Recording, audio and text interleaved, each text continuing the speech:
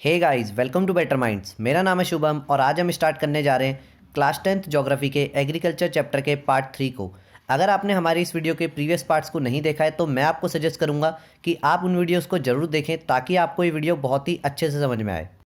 अगर आप हमारे चैनल पे फर्स्ट टाइम विजिट कर रहे हैं तो मैं आपको बता दूं कि यहाँ पर हम अभी क्लास 10th बोर्ड एग्जामिनेशंस की प्रिपरेशन कर रहे हैं, जिसमें कि हम स्ट्रिक्टली फोकस रहने वाले हैं हमारी एनसीईआरटी के ऊपर, क्योंकि बोर्ड एग्जामिनेशंस में जो मैक्सिमम जो क्वेश्चंस है वो हमको एनसीईआरटी से देखने को वहाँ पर मिलते हैं। तो इसलिए मैं आपको सजेस्ट करूँगा कि आप हमारे चैनल पर जाके बाकी अदर सब्जेक्ट की वीडियोज़ को भी ज़रूर चेक करें। लास्ट वीडियो में हमने अपने टॉपिक को एंड किया था मेजर क्रॉप्स पे। वहाँ पे हमने देखा था कि किस तरीके से जो हमारी क्रॉप्स है वो इंडिया में ग्रो करती है, किस जगह पे ग्रो करती है और उनकी क्या इंपॉर्टेंस है हमारी लाइफ में। अब यहाँ पर इस वीडियो में हम बात करेंगे हमारी ऐसी फूड क्रॉप्स की जो हमारी ग्रेन्स में नहीं आती है लेकिन एक बहुत ही मेजर रोल प्ले करती है हमारी डेली लाइफ में। तो चलिए सबसे पहले बात करते हैं यहाँ पे हम शुगर केन की। तो जो शुगर केन है वो एक हमारा ट्रॉपिकल क्रॉप है। अब ट्रॉपिकल क्रॉप क्या होता है, वो हमारी ऐसी क्रॉप है जो कि एक ट्रॉपिकल रीजन में ग्रो करती है।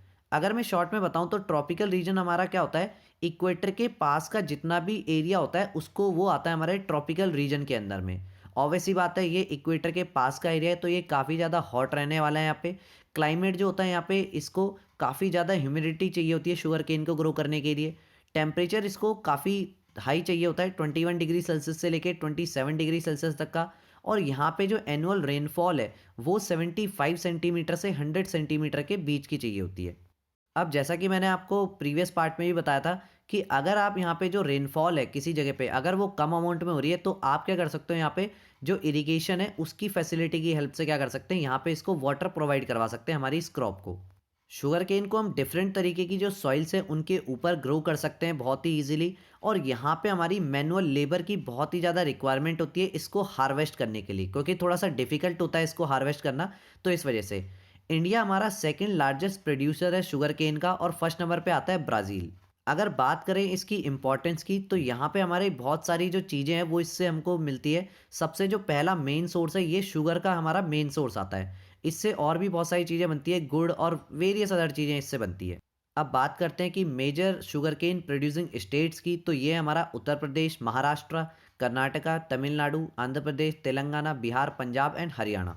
तो चलिए नेक्स्ट हम बात करते हैं हमारी ऑयल सीड्स की।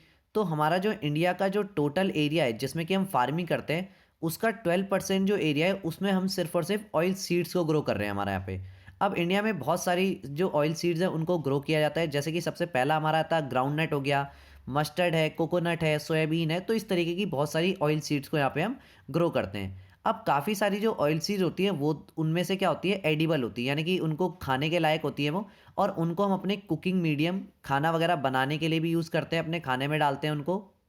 बहुत सारी सीड्स इनमें से ऐसी भी है जिनको कि हम as a raw material use करते हैं, सोप को बनाने में, कॉस्मेटिक जितने भी हमारे होते हैं उनमें डालने में। अब हम यहाँ पे बात करते हैं कि कौन सी क्रॉप हमारे किस सीज़न में ग्रो करी जाती है। तो जो ग्राउंडनट है वो हमारा खरीफ क्रॉप है, लिनसीड और मस्टर्ड हमारी रबी क्रॉप्स हैं, सेसमम जो हमारा तिल होता है वो हमारा खरीफ क्रॉप है नॉर्थ इंडिया में, लेकिन रबी क्रॉप है हमारे साउथ इंडिया में। कैस्टर सीड जो हमारा होता है वो दोनों ही, यानी कि रबी और क्रॉप दोनों ही टाइम पे वो क्या किया जाता है, ग्रो किया जा सकता है। अब नेक्स्ट जो हमारी क्रॉप आती है वो आती है हमारी टी। तो टी एक्चुअल में हमारी क्या है, एक प्लांटेशन क्रॉप है। अब प्लांटेशन क्रॉप क्या होती है ये मैं ऑलरेडी डिस्कस कर चुका हूँ हमारे एग्रीकल्चर चैप्टर की जो वीडियो है पार्ट 1 उसमें। ये जो हमारा टी का जो प्लांट है ये बहुत ही अच्छे से ग्रो करता है ट्रॉपिकल और सब ट्रॉपिकल क्लाइमेट में, यानी कि ये भी मैं बता चुका हूँ आपको ट्रॉपिकल रीजन क्या होता है ऑलरेडी पार्ट 2 में। नेक्स्ट हम बात करते हैं जो हमारा यहाँ पे किस तरीके की सॉइल में ये ग्रो करेगा। तो इसको चाहिए deep and fertile well drained soil. तो डीप और फर्टाइल वेल ड्रेन्ड सॉइल का मतलब क्या है, फर्टाइल तो हमारा क्या हो गया, यानी कि उपजाऊ जो ज़मीन होगी वो, लेकिन वो भी कैसी होनी चाहिए हमारी, वो वेल ड्रेन्ड सॉइल होनी चाहिए। वेल ड्रेन्ड सॉइल हमारी वो सॉइल होती है जिसमें कि वाटर और जो न्यूट्रिएंट्स है वो बहुत ही स्लोली आराम आराम से एब्जॉर्ब होते हैं। और उसके बाद क्या होता है, प्लांट भी उनको बहुत ही धीरे धीरे करके एब्जॉर्ब कर लेता है। अब ऐसा क्यों किया जाता है यहाँ पे, क्योंकि जो टी की क्रॉप होती है वो एक्चुअल में क्या होता है, वाटर को बहुत इतनी तेज़ी से एब्जॉर्ब नहीं कर पाती। तो अगर हमारी सॉइल वाटर को बहुत जल्दी जल्दी एब्जॉर्ब कर रही है और प्लांट नहीं कर पा रहा है तो वहाँ पे क्या होगा, प्लांट की हमारी डेथ होने के बहुत चांसेस रह जाएंगे यहाँ पे। नेक्स्ट बात करते हैं कि जो हमारी सॉइल है वो हमारी रिच होनी चाहिए ह्यूमस और ऑर्गेनिक मैटर में, यानी कि जो खाद होनी चाहिए सॉइल में वो काफ़ी अच्छी खासी अमाउंट में होनी चाहिए। और ये जो खाद होती है किस चीज़ से बनी होती है, जो हमारे पुराने जो डेड प्लांट्स होंगे और जो हमारी जो सूखे जो पत्ते जो गिर जाते हैं पेड़ से टूट जाते हैं, तो उन सब से ये क्या होती है, वो डिकम्पोज जब होते हैं तो तब जाके हमारा ये ऑर्गेनिक मैटर और ह्यूमस बन जाता है वहाँ पे। टी के जो हमारे प्लांट्स हैं उनको पूरे साल भर वार्म और मॉइस्चर फ्री क्लाइमेट की रिक्वायरमेंट रहती है, और अगर पूरे साल भर अगर थोड़ी थोड़ी बारिश होती रही तो ये तब बहुत अच्छे से ग्रो करते हैं। टी की जो हमारी क्रॉप है उसको बहुत ही ज़्यादा अमाउंट में लेबर की रिक्वायरमेंट रहती है, और लेबर भी हमारे यहाँ पे चाहिए चीप यानी कि सस्ती, और स्किल्ड यानी कि जिनको बहुत ही अच्छे से काम करना आता है, इस तरीके की यहाँ पे लेबर की रिक्वायरमेंट रहती है। अब जो टी की प्रोसेसिंग है वो हमारा क्या होती है, टी गार्डन्स के अंदर ही कर ली जाती है ताकि जो उसकी फ्रेशनेस है हम उसको मेंटेन रख सकें। नेक्स्ट हम बात करते हैं हमारा मेजर टी प्रोड्यूसिंग स्टेट की, तो ये हमारे कौन कौन से हो गए, असम, दार्जिलिंग हो गया हमारा, बंगाल, तमिलनाडु, केरला, ये हमारी बहुत सारी जो वो है स्टेट्स हैं, इनमें हमारा क्या होता है बहुत ही अच्छी खासी अमाउंट में क्या होता है टी प्रोड्यूस होती है। नेक्स्ट जो हमारी क्रॉप आती है वो आती है कॉफ़ी। तो जो इंडियन कॉफ़ी है वो इसलिए बहुत ज़्यादा फेमस है क्योंकि उसकी जो क्वालिटी है वो बहुत ही अच्छी रहती है। अब हमारे यहाँ पे क्या है, हमने अभी इंडिया में अरेबिका वैरायटी जो है कॉफ़ी की उसको भी लगाना शुरू कर दिया है, जो कि हमारी कहाँ से लेके आए थे हम, येमेन जो है वहाँ से ली गई है। ये हमारी मिडिल ईस्ट की एक कंट्री है येमेन, तो वहाँ से इसको हमने लिया गया है और अभी बहुत ही अच्छी खासी अमाउंट में ये यहाँ पे इंडिया में भी हम इसको प्रोड्यूस करने लगे हैं, क्योंकि ये जो वैरायटी है ये बहुत ही ज़्यादा डिमांड में है ऑल ओवर द वर्ल्ड।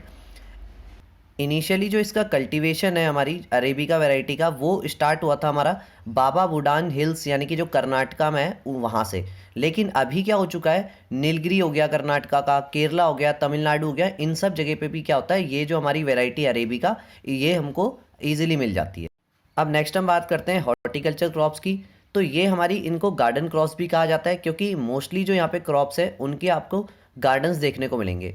अब इसके अंदर क्या आता है, हमारे जो भी फ्रूट्स हो गए जितने भी, और जो छोटे जो प्लांट्स होते हैं, जो भी चीज़ें जो कि छोटे मोटे प्लांट्स में जो ग्रो करती हैं वो यहाँ पे आपको बहुत ज़्यादा देखने को मिलेंगी इस वाली क्रॉप के अंदर।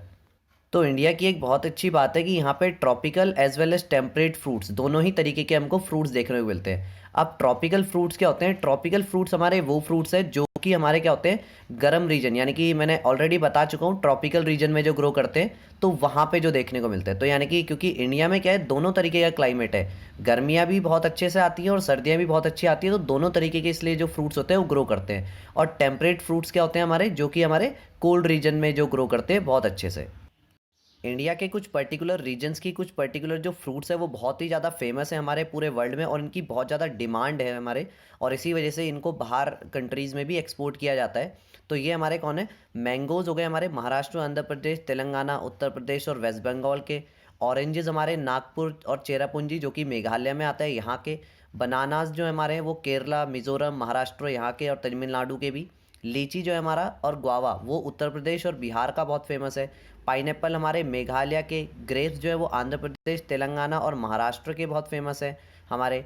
एप्पल, पियर्स, एप्रिकॉट, वॉलनट ये हमारे जम्मू और कश्मीर और हिमाचल दोनों जगह के बहुत ज़्यादा फेमस है, और इनकी बहुत डिमांड है हमारे पूरे वर्ल्ड में।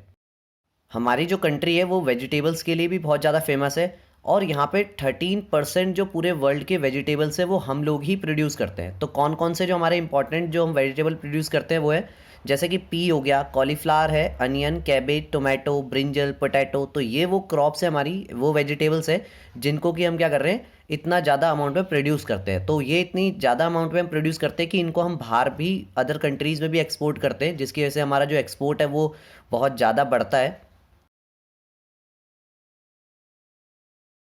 तो ये था हमारा एग्रीकल्चर चैप्टर का पार्ट 3। इसमें हमने डिस्कस किया food crops other than grains, जो हमारी ऐसी फूड क्रॉप जो कि ग्रेन्स से अलग होती है उनको। अब नेक्स्ट जो हमारा पार्ट होगा एग्रीकल्चर का उसमें हम डिस्कस करेंगे हमारी नॉन फूड क्रॉप्स को, यानी कि ऐसी क्रॉप जिनको कि हम अपने खाने के लिए इस्तेमाल नहीं करते लेकिन वो हमारी जो लाइफ है उसमें एक बहुत ही इंपॉर्टेंट रोल प्ले करती है। अगर आपको ये वीडियो अच्छा लगा हो तो इसको अपने फ्रेंड्स के साथ भी जरूर शेयर करिएगा। अगर आपका इस वीडियो से रिलेटेड कोई भी डाउट या फिर हमारे चैनल से रिलेटेड कोई भी सजेशन है तो उसको भी कमेंट सेक्शन में जरूर लिखिएगा, मैं आपके कमेंट्स का रिप्लाई जरूर करूँगा। तो फिर मिलते हैं नेक्स्ट वीडियो में। मेरा नाम है Shubham and thanks for watching.